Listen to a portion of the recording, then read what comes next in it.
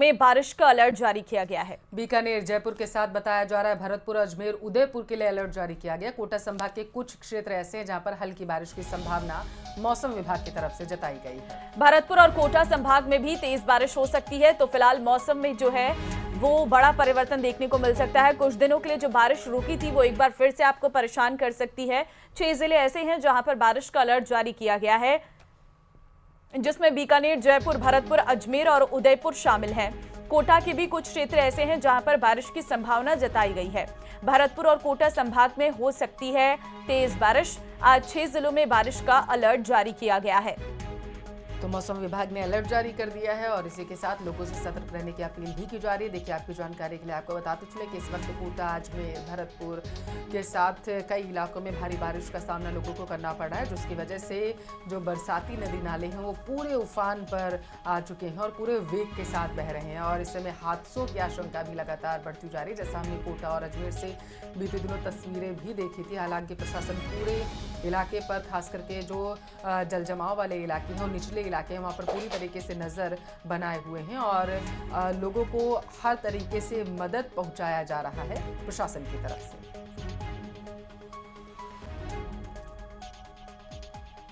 तो फिलहाल आज 6 जिलों में बारिश का अलर्ट जारी किया गया है। कोटा के कुछ क्षेत्रों में बारिश की संभावना है। कोटा और भरतपुर संभाग में हो सकती है तेज बारिश। आज 6 जिलों में बारिश का असर देखने को मिलेगा, जिसमें बीकानेर, जयपुर, भरतपुर संभाग ऐसे हैं जहां पर बारिश का अलर्ट जारी किया गया है।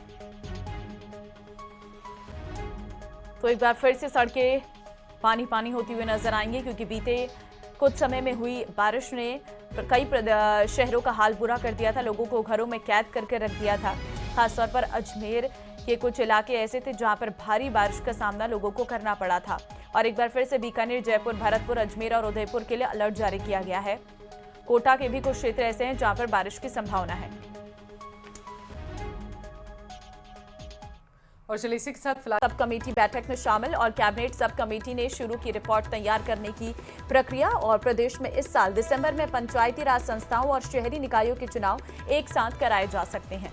देखिए, बताया जा रहा है कि यह कहना है पंचायतों के पुनर्गठन को लेकर बनी कैबिनेट सब कमेटी के सदस्य मंत्री अविनाश गहलोत का। सब कमेटी बैठक के बाद मंत्री गहलोत ने बताया कि राज्य सरकार वन स्टेट वन इलेक्शन को अमलीजामा पहनाना चाहती है और इस दिशा में सब कमेटी रिपोर्ट तैयार करने में भी जुट चुकी है। मंत्री ने बताया है कि आने वाले 15 से 20 दिनों में लगातार बैठकें आयोजित कर रिपोर्ट तैयार होगी, जो मुख्यमंत्री कार्यालय भेजी जाएगी, जहां से पंचायती राज संस्थाओं, जिला परिषदों के पुनर्गठन को लेकर अंतिम फैसला लिया जाएगा।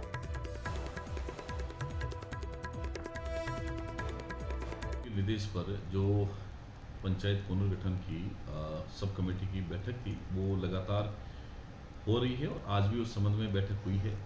जिला परिषद, पंचायत समिति, पंचायतों के पुनर्गठन के संबंध में जो दिशा निर्देश सरकार की तरफ से जारी हुए थे उसको देखते हुए उस पर कमेटी के सदस्यों द्वारा विचार विमर्श किया गया। निश्चित ही सही समय पर पंचायतों का पुनर्गठन की रिपोर्ट तैयार करके हम सरकार को भिजवा देंगे और माननीय मुख्यमंत्री के निर्देशों के बाद उसको जारी कर दिया जाएगा। उपराष्ट्रपति जगदीप धनखड़ के अचानक इस्तीफे ने सियासत में हलचल मचा दी है। कांग्रेस इस्तीफे को लेकर हमलावर है और टाइमिंग पर सवाल उठा रही है, जबकि बीजेपी कांग्रेस के आरोपों को सिरे से खारिज कर रही है। रिपोर्ट देखिए।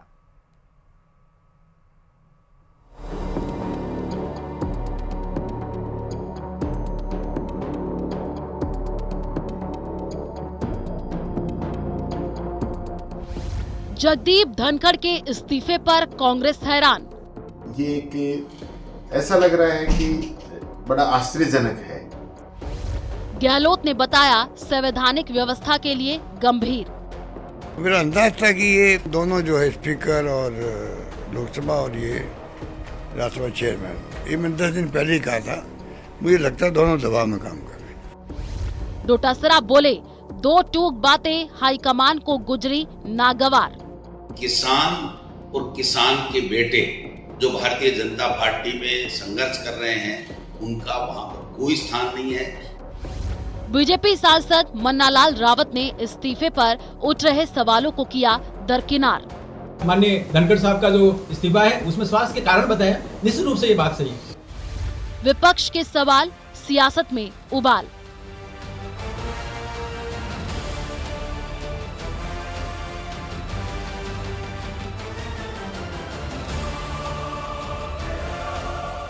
मंगलवार को भले ही उपराष्ट्रपति जगदीप धनखड़ का इस्तीफा मंजूर कर लिया गया और प्रधानमंत्री नरेंद्र मोदी ने भी एक्स पर पोस्ट कर धनखड़ के उत्तम स्वास्थ्य की कामना की, लेकिन इस्तीफे पर मचा सियासी घमासान थमता नजर नहीं आ रहा।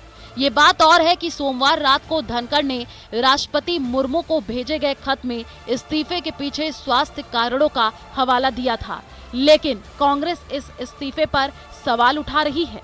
प्रदेश के पूर्व सीएम अशोक गहलोत ने उपराष्ट्रपति के इस्तीफे के कदम को चौंकाने वाला करार दिया है, जबकि पीसीसी चीफ डोटासरा के मुताबिक किसानों के मुद्दे पर धनखड़ का मुखर स्टैंड बीजेपी के शीर्ष नेतृत्व को रास नहीं आया। राजस्थान वालों को विशेष धक्का लगा है क्योंकि राजस्थान से थे वो, और किसानों की आवाज़ जो है पार्लियामेंट के अंदर भी और बाहर भी हमेशा उठाई उन्होंने। अभी हाल ही में उन्होंने कृषि मंत्री जी को बहुत ही उलाना दिया कि भाई आप कर क्या रहे हो, जो वादे किए हमने किसानों के लिए वो निभाओ।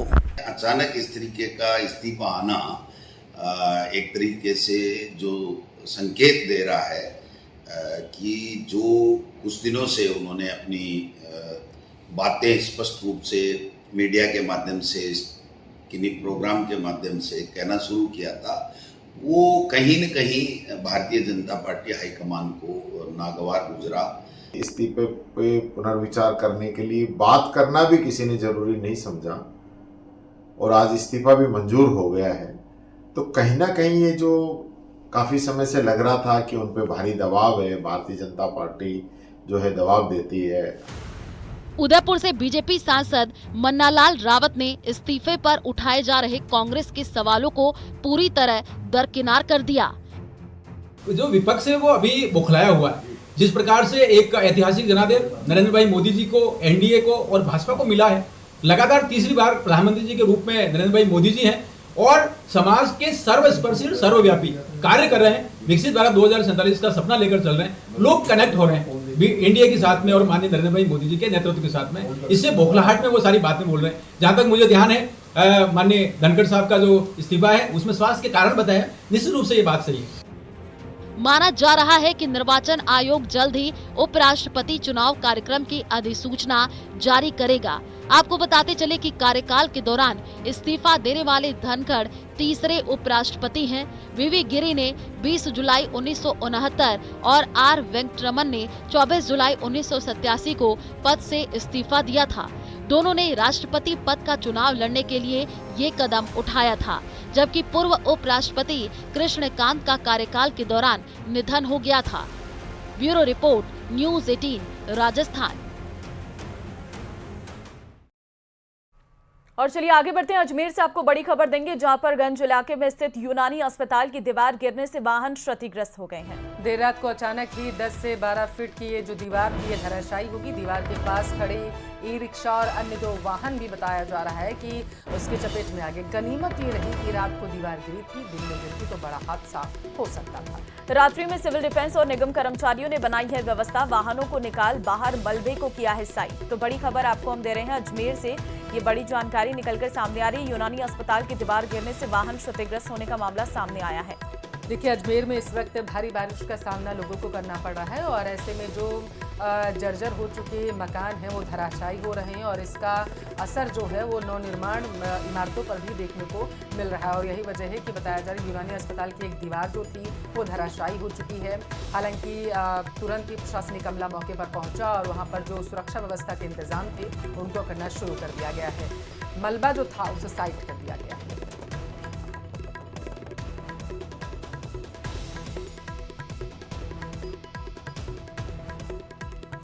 खबरों की शुरुआत इस वक्त की बड़ी खबर के साथ करेंगे। सीएम भजनलाल शर्मा आज चित्तौड़गढ़ के दौरे पर रहेंगे। निम्बाहेड़ा के दौरे पर रहेंगे मुख्यमंत्री भजनलाल शर्मा। हेलीकॉप्टर से दोपहर 12:45 पर पहुंचेंगे निम्बाहेड़ा। लोकार्पण और शिलान्यास समारोह में वो शिरकत करते हुए नजर आएंगे। जिले की विकास योजनाओं का भी शुभारंभ करेंगे। और इतना ही नहीं, जानकारी ये है कि जनसभा को भी सूबे के मुखिया संबोधित करते हुए नजर आएंगे। तो एक भव्य जनसभा का आयोजन किया गया है जिसे संबोधित करेंगे मुख्यमंत्री भजनलाल शर्मा। बताया जा रहा है कि जिले की विकास योजनाओं का शुभारंभ करेंगे। लोकार्पण और शिलान्यास करते हुए भी सीएम भजनलाल शर्मा नजर आएंगे। तो जिले की विकास योजनाओं की सौगात देंगे आज जिले वासियों को सीएम भजनलाल शर्मा। चित्तौड़गढ़ के दौरे पर रहने वाले हैं, जहां पर वो निम्बाहेड़ा जब पहुंचेंगे तो वो जनसभा को संबोधित करेंगे, ऐसी जानकारी निकलकर सामने आ पा रही है। तो इस वक्त की ये बड़ी खबर चित्तौड़गढ़ से आपके टेलीविजन स्क्रीन पर। निम्बाहेड़ा आज जो आएंगे सीएम भजनलाल शर्मा, वहां पर तमाम तरीके के विकास कार्यों का लोकार्पण करते हुए नजर आएंगे।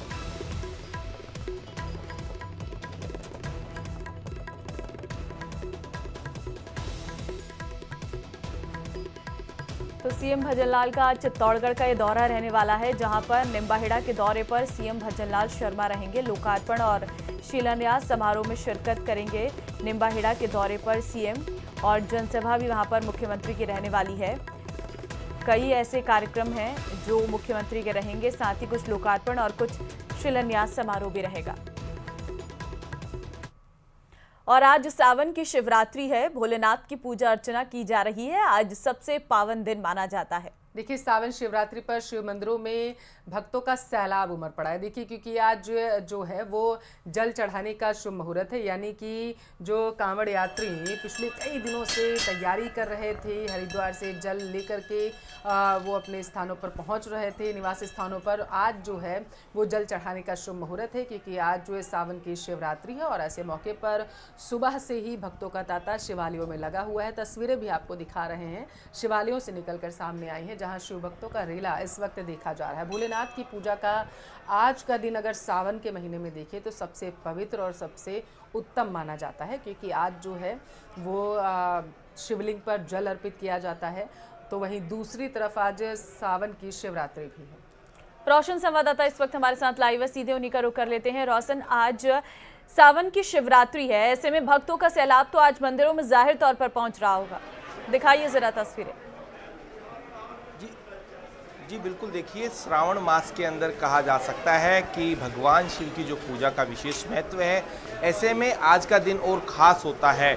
आज कहा जा सकता है कि श्रावण मास की जो है वो शिवरात्रि जो है वो है। ऐसे में भक्तों को देख सकते हैं कि जो भक्त हैं भगवान शिव के जयकारे यहाँ पर लगा रहे हैं, यहाँ पर रुद्राभिषेक यहाँ पर कर रहे हैं, जल यहाँ पर चढ़ा रहे हैं। ये तस्वीरें देखी जा सकती है जयपुर के जो ताड़केश्वर जी मंदिर है, बड़ा ही जो प्राचीन यहाँ पर मंदिर है।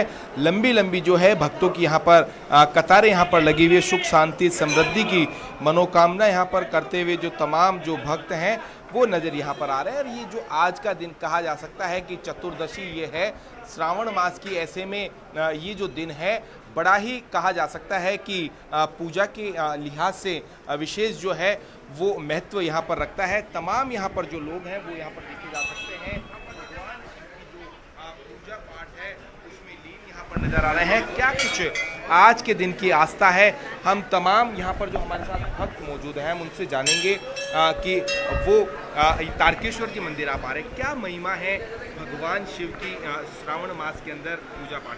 श्रावण मास में जयपुर के राजा हैं ये, और इनकी बहुत महिमा, जैसे ज्योतिर्लिंग है 12, वैसे ये भी एक बहुत बड़े ज्योतिर्लिंग है।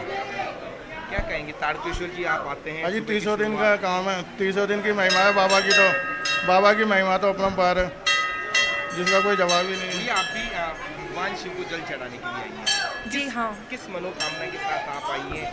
क्या आप कहा जा सकता है कि इस श्रावण के महीने के अंदर आप वो आस्था रखते हैं? इस सावन के महीने में बाबा के सारे भक्त आते हैं, साथ में लाखों पब्लिक आती है जिनकी बाबा सुनता है। यहाँ पर देख सकते हैं कि जो तमाम जो भक्त यहाँ पर मौजूद हैं बम बम भोले के जो जयकारे यहाँ पर लगा रहे हैं। यहाँ पर हमारे साथ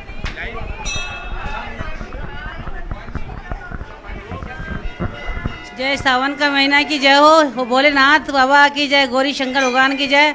सावन के महीने में बेलपत्तर सब चढ़ाते, बहुत आनंद आ रहा है, रोज आते हैं शंकर भगवान के। जय श्री राधे राधे, जय हर हर महादेव शंभो।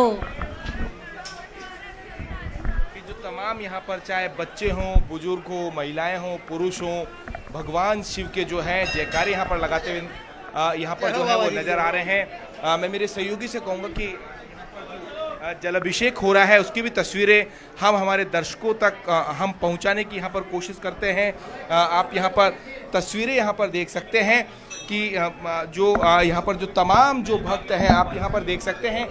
आपकी पूजा के अंदर कहा जा सकता है कि गंगाजल से लेकर भगवान जो शिव जो हैं उन्हें जो तमाम तरीके से आप जब जलाभिषेक करते हैं, क्या कुछ इस पूजन सामग्री इसमें सब कुछ आता है, फल फूल वगैरह, शहद वगैरह, पंचामृत, दूध वगैरह, ये सब कुछ आता है। इसका अभिषेक होगा, उसके बाद में फिर श्रृंगार होगा और फिर आरती होगी। गंगाजल भी लेके आए हैं आप? गंगाजल भी है, गंगाजल, दूध, पंचामृत, शहद वगैरह, इनसे अभिषेक होगा। उसके बाद में तस्वीरें आप यहाँ पर देख सकते हैं कि जो पूरा तारकेश्वर जी मंदिर है उसकी कहा जा सकता है कि उसको बड़ी मनमोहक कर देने वाली जो तस्वीर है, बड़ा ही कहा जा सकता है कि शिवरात्रि के इस मौके के ऊपर खास अंदाज के अंदर जो है तारकेश्वर जी जो सजाया यहाँ पर गया है मौजूद है। कब से आप तारकेश्वर जी यहाँ आ रहे हैं? कब से आप तारकेश्वर जी आ रहे हैं? 5 साल से, कोरोना से आ रहे हैं। कैसा बाबा बैठा चमत्कार दिखाता है, एक पल में चमत्कार दिखाता है। यहाँ पे बैठा देखने वाला होना चाहिए, उसकी नजर होनी चाहिए देखने की, चमत्कार एक पल में दिखा देता है। आपके जीवन में से क्या चमत्कार आपने देखा? सारे चमत्कार, सब कुछ दे रखा है इसने। जो काम नहीं कर सकता था वो काम कर लिया मैंने। कुछ भी नहीं है मेरे पास, लेकिन सब काम कर लिया मैंने, सब कुछ कर लिया। बाबा देता है सब कुछ।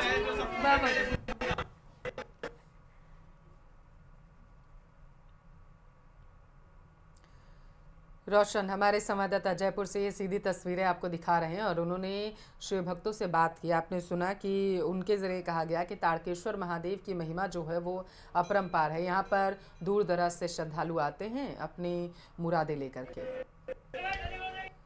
रोशन, आप वहाँ पर शिव भक्तों से जब बात कर रहे थे तो उन्होंने कहा कि बाबा की महिमा अपरंपार है और उन्होंने भक्तों को वो भी दिया जिसकी शायद उन्होंने कभी कामना भी नहीं की थी। आप तस्वीरें जरा दिखाते रहिएगा और इतिहास कैसा रहा है तारकेश्वर महादेव का, जरा दर्शकों को भी हमारे बताते रहिएगा।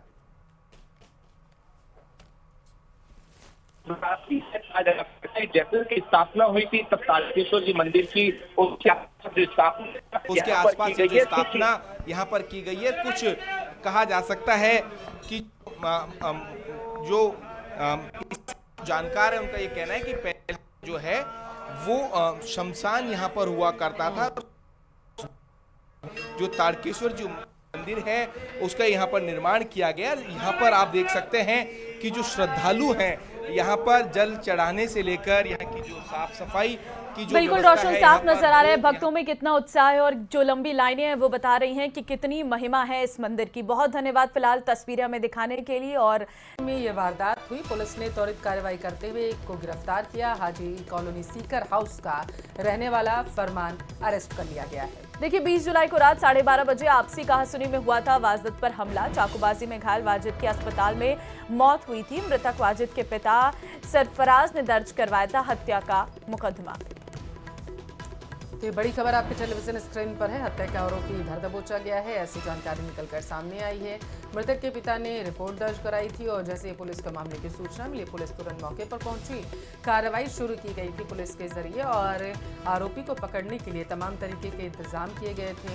और इसी बताया जा रहा है सिलसिले में पुलिस को ये बड़ी कामयाबी मिली। जो शख्स आपको दिख रहा है गिरफ्तार हो चुका है। विष्णु संवाददाता इस वक्त फोन लाइन पे हमारे साथ हैं। विष्णु, लगातार जयपुर में जो चाकूबाजी की घटनाएं बढ़ रही हैं, इसके पीछे का कारण क्या है और अभी जो ये घटना हुई है जिसमें एक आरोपी गिरफ्तार किया गया, बताइए जरा से। देखिए जो पूरा मामला है वो संदेशा के इलाके का है, लेकिन बता दूं कि 20 जुलाई की देर रात करीब 12:30 बजे यानी कि 20 जुलाई को खोना विपिन नायक का मर्डर हुआ, चाकूबाजी हुई और अनस शूटर ने विपिन यादव का कत्ल किया। वहीं पर दूसरी रात को जयपुर के संदेशा के थाना इलाके में भी चाकूबाजी की वारदात हुई जिसमें एक युवक की मौत हो गई। हालांकि युवक ने SMS हॉस्पिटल में उपचार के दौरान दम तोड़ा। तो मामले में पुलिस ने त्वरित कार्रवाई करते हुए एक आरोपी को गिरफ्तार किया है जिसका नाम जो है वो मोहम्मद सईद कुरैशी है। फरमान को चाकूबाजी कर मर्डर करने के मामले में पुलिस ने गिरफ्तार किया है। वहीं जो मृतक था वाजिद वो हाजी कॉलोनी का रहने वाला था। 20 तारीख की रात को दोनों के बीच में झगड़ा हुआ जिसके बाद में फरमान ने वाजिद के पर चाकू से हमला किया और इस पूरे वाकये में जो मृतक है उसकी मौत हो गई। उसके पिता की ओर से मुकदमा दर्ज करवाया गया था। आखिरकार संजय सर्किल SHO माधव सिंह की टीम ने आरोपी को गिरफ्तार कर लिया। जी बहुत शुक्रिया विष्णु तमाम जानकारी पहुंचाने के लिए। आज से भारत पाकिस्तान सीमा पर मिलिट्री एक्सरसाइज शुरू की जाएगी। भारतीय वायुसेना के सीमांत इलाकों में गरजेंगे विमान। 23 से 25 जुलाई के बीच होगी एयरफोर्स की एयर एक्सरसाइज। इलाके में अभ्यास के लिए नोटम का ऐलान कर दिया गया है। ऑपरेशन सिंदूर के बाद से इलाके में दरअसल अभ्यास लगातार जारी है। जोधपुर और बाड़मेर की बात करें तो इसके बीच में बड़े इलाके में यहां पर अभ्यास होता हुआ नजर आएगा। नोटम के दौरान किसी अन्य विमान को उड़ान भरने की यहां पर अनुमति नहीं दी गई है, यानी कि पूरी तरीके से यहां पर युद्धाभ्यास करते हुए जो सेना के जवान हैं वो नजर आने वाले हैं। तो 23 से 25 जुलाई के बीच में एयरफोर्स की एक्सरसाइज यहां पर देखने को मिलेगी। जोधपुर और बाड़मेर के बीच में बड़े इलाके में अभ्यास करते हुए जवान नजर आएंगे।